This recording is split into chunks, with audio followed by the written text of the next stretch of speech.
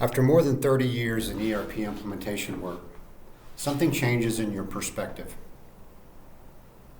Earlier in your career, you look at each implementation one at a time. One client, one project, one go live. But after enough of them, that stops being the right lens, because over time the implementation becomes a laboratory. Patterns emerge. As an implementation leader, the goal is always the same. The client succeeds, the team succeeds, and the work creates real value. But the truth is, that doesn't always happen every time. And that bothers me. So the question for me became why? Why are the variables that actually determine the outcome? Are there multiple variables that matter? A bad methodology will hurt you. Inexperienced consultants will hurt you. A weak project manager will hurt you. Those are real and those are obvious. But what I kept finding was that even when you control for all of those variables, even when you have the right partners, the right team, the right methods, there's still a variable that separates the organizations that generate sustained value from the ones that do not. I have seen the same services team using the same methodology, implementing the same general ERP footprint with organizations of similar size and industries, and still getting different outcomes. One becomes a value-generating engine, and the other never gets there. That is what pushed me to go back through all my own history and start analyzing it differently. And the more I dug in, the more convinced I became that the hidden variable, the one that nobody is examining, is the operating model, or the lack of one. That's the pattern I keep coming back to. And that's why I believe ERP success is rarely just a software story. It's an operating model story.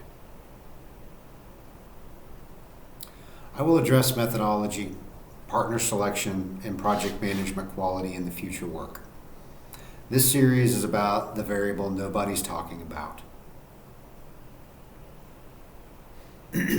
Before I go further, let me be clear about who this series is for.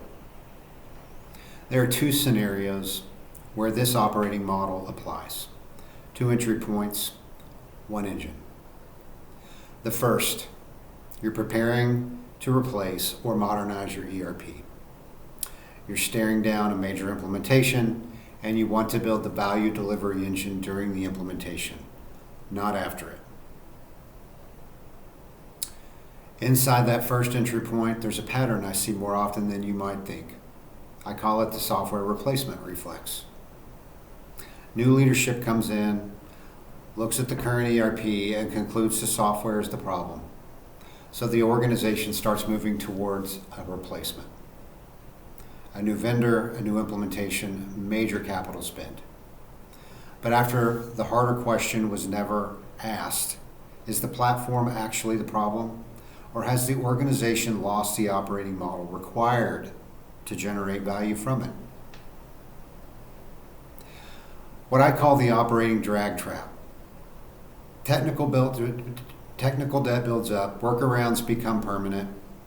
You're the frog in the boiling water. You do not even realize how much burden you've taken on. Your team gets so consumed by the run burden that it can no longer absorb the innovation the vendor keeps releasing for the platform you already own. This creates the debt drag, compounding loop. Capacity gets drained by maintenance, so teams deploy hastily workarounds to meet new demand, which immediately creates more technical debt, which drains more capacity. Left unchecked, this loop consumes all delivery capability. And once that happens, leadership concludes they need new software. Sometimes replacement is the right answer, but without a value generation engine, you buy again and recreate the same failure pattern under a different vendor name. This is why I come back to the same principle: readiness before replacement. The second entry point, you already have an ERP in production. It went live, but the value you expected has either never fully materialized or it has eroded over time. You need to establish or strengthen the operating model to restore strategic throughput. Two different starting points, same destination, same engine. And in both cases, leadership has to design two future states, the software future state and the operating model's future state. If you only design the software future state, you will create the same post-go-live failure pattern, just under a new label. So let us start with the structural failure that causes most of this pain. If you've ever taken a PMP course or managed a formal project, you learned this definition. A project is a temporary endeavor with a defined start and end date. This is textbook project management, and it works beautifully for things like building a parking garage or launching a marketing campaign. I call this the temporary project fallacy. Or if you want to be more direct, the PMP fallacy. Taking a correct definition of a project and applying it to the wrong kind of enterprise capability.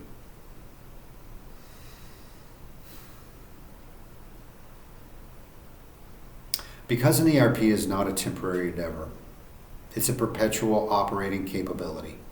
Finance, HR, supply chain, every one of those functions depends on this very system every single day. It does not stop when the project stops. Yes, that is exactly how most organizations treat it. We frame the ERP as a project, we fund it as a project, we staff it as a project, and then when the project ends, when we hit go live, we declare victory, disperse the team, and move on. What happens next? The system starts to stagnate. The people who understand it are gone, technical debt accumulates, and the business starts working around the system instead of through it. This is not a software failure. This is a structural failure. We treated a perpetual value delivery engine like a temporary installation. Here's the shift. The implementation project delivers the software. The operating model delivers the engine. The project starts and stops. The engine is perpetual. Now, if you've been through an ERP implementation, you've seen this play out. The business comes to the table and says, we want everything, every module, every feature, every integration, all on day one. I call this the Cadillac fallacy.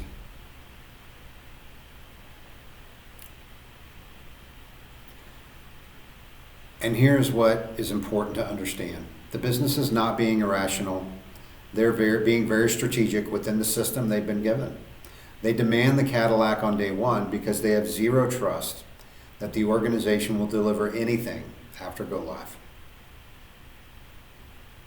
They know from experience that once the project ends, the funding dries up, the team is dispersed, and everything that was supposed to happen in phase 2 never materializes. So when you walk into a room and say, we'll handle that in phase 2, you can feel the eyes roll. Phase 2 is where scope goes to die, is what they're thinking.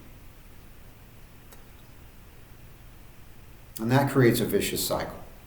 The business demands massive upfront scope to protect themselves. Massive scope increases the risk. Risk increases the cost and timeline. The project struggles. Trust erodes further. Next time, they demand even more. This is the cycle we have to break. The solution is what I call the dual track mandate. To reduce implementation risk, phase 1 has to be utility first, not fully imagined future state sold in the proposal. Not the Cadillac, the smallest useful capability the organization can actually absorb and sustain. Think of it as a minimum viable product, MVP, but defined by organizational readiness, not just software features. But that only works if the operating model is built at the same time. The project delivers the software, the operating model delivers the engine. When the business can see the engine, governance, cadence, capacity, and accountability, phase 2 stops, sounding like an excuse and starts sounding credible. And when they trust that, they stop demanding the Cadillac on day 1.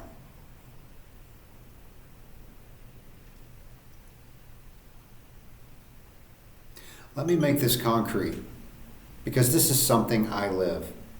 A vendor closes a deal, the customer has chosen the software and the application footprint. The services partner puts together a statement of work, a methodology, a team, a timeline. And then they call the project manager, someone like me. And they say, here's the scope, here's the team, here are 12 months, go to work.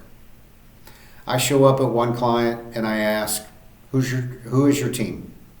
And they say, well, we have one analyst, she covers everything, and we have an infrastructure team and a security team. But the business applications, it's basically her. Nobody's focused on delivering new value from the existing software. Silos everywhere, no governance, no delivery cadence. And I can see the outcome before we start.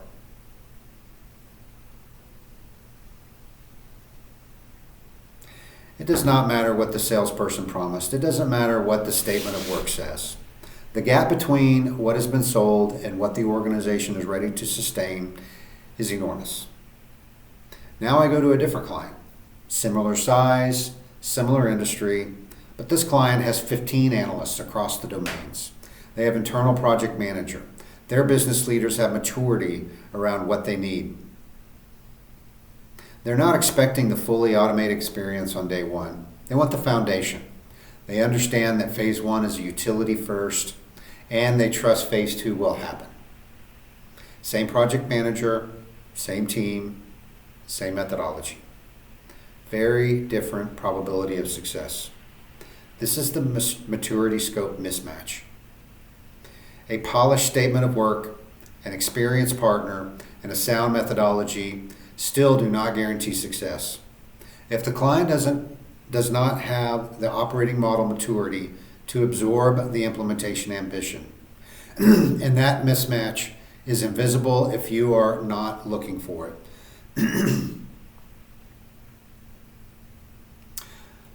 So what do I mean by operating model?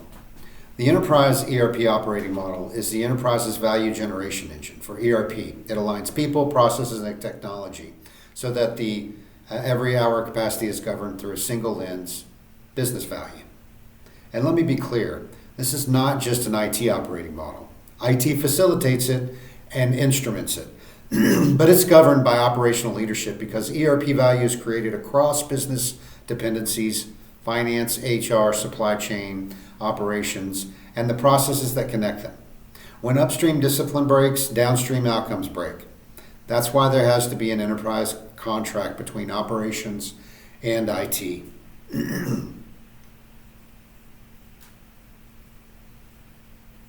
Here's the root pain it solves. Every IT leader I've worked with is trapped in the same cycle. Infinite business demands. The business wants more features, integrations, more modules, and because the business cannot see the limits of IT's capacity, they assume it is infinite. Expectations are never met. IT teams are overwhelmed. Trust erodes. The operating model breaks that cycle by translating IT operations from a subjective black box into a visible, constrained, control equation. At the foundation, you have governed delivery supply. This is the delivery horsepower you can actually govern. Internal capacity, governed augmentation from services partners, or some blend of the two. Net of the friction required to use it all is infinite. It's measurable, and the first thing most organizations have never quantified. The supply gets consumed in 3 ways. First, operational workload, run. The non-operational work, incidents, service requests, compliance changes, user support is the baseline of your capacity. Second, strategic initiative allocation, Grow, the enhancements, new modules, transformation projects. This is where value is created. But it only happens if you have capacity left after the run takes the share. Third, continuous improvement. This is a permanently reserved slice dedicated to reducing future operational burden. Automation, process optimization, knowledge engineering. Continuous improvement systematically shrinks your future run workload. It manufactures future strategic capacity without requiring a single additional headcount. And governance has to allocate that constrained supply. It does not create capacity. It makes trade-offs visible, forces the organization to prioritize based on value. Underneath all of this sits the portfolio complexity. Every additional application, integration, customization, or vendor dependency increases the support burden and multiplies your run workload. The application portfolio, what you operate, instrumentation is how you operate it. What is left after all of that consumption? That's your net strategic throughput, your actual ability to deliver new value to the business. If that number's negative, you're running beyond sustainable limits. If it's near zero, innovation stalls. If it's positive and controlled, you have strategic headroom, the ability to respond, invest, and transform. This is the value lens. What value is expected, how will it be measured, and what run burden, complexity, or support load will it introduce? In part 2, I'm going to open up each of these components and show you how the engine actually works. Some of you might be thinking, we have operated our ERP for years without a formal operating model. Why does this matter now? It matters because the environment has changed. In healthcare, margin pressure is relentless. Workforce shortages are not getting better. Cybersecurity threats are accelerating. Regulatory requirements are expanding. And AI is now a board-level question. It deserves a strategy. I've spent 3 years working with AI tools in my own consulting practice. And here's what I've learned. AI is extraordinarily powerful. It has made me more productive than ever. My AI experience is a better version of me, and it's true for organizations too. The ones that embrace it will outperform the ones that do not. But AI is an accelerator, not an engine. It amplifies whatever structural condition already exists. If your operating model is governed and instrumented, AI accelerates value delivery. If your operating model is chaotic, AI will make you perform broken processes faster and at a greater velocity. You will think you're realizing value, but you are not. AI will not fix structural weakness. It will expose it. So if you're sitting in a boardroom being asked about your AI strategy, my honest advice is this answer. Answer a different question first. Do you have an operating model? Because without one, AI is just a faster way to do the wrong things. Let me leave you with this. The shift I'm asking you to make is not complicated, but it's fundamental. Stop treating your ERP like a temporary project and start treating it like a permanent value engine. The implementation is just the first time you turn the engine on. What determines whether the engine generates sustained value or slowly becomes a liability? That's the operating model.